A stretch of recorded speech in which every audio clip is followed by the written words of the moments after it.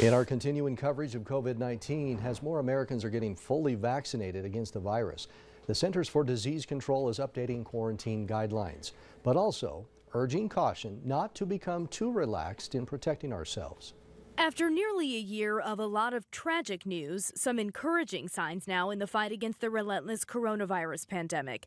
The COVID tracking project says cases are going down in every region of the U.S. And the 7-day average of daily vaccinations is now higher than President Biden's original goal of 1.5 million a day, according to an internal HHS memo obtained by ABC News. This 97-year-old World War II veteran recently got his shot after being in quarantine since last March. Oh, my vaccine was excellent. It was good. The CDC says quarantine is no longer necessary for fully vaccinated people after exposure to COVID-19 if they're asymptomatic.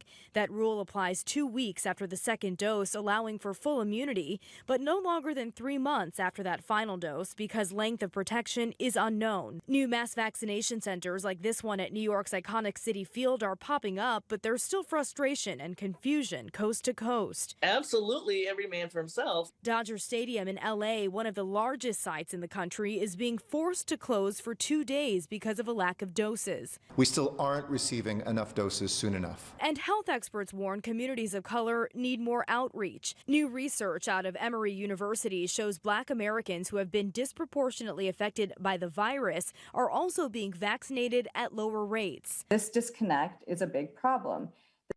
And with new, more contagious variants appearing in multiple states, experts say it's especially important to mask up. A new CDC study showed in lab tests that wearing a tight fit or cloth mask over a surgical one could reduce the risk of transmission by more than 95%.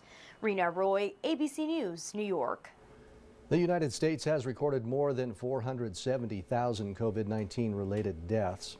Now a new report finds 40% of them could have been prevented if more people would have taken the pandemic seriously in the beginning by wearing masks and social distancing.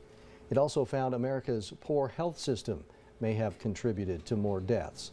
Researchers say the United States life expectancy age has been falling behind other industrialized nations like Canada, France, and the United Kingdom for decades. The report suggested several actions to fix our system, including adopting a single-payer platform like Medicare for all.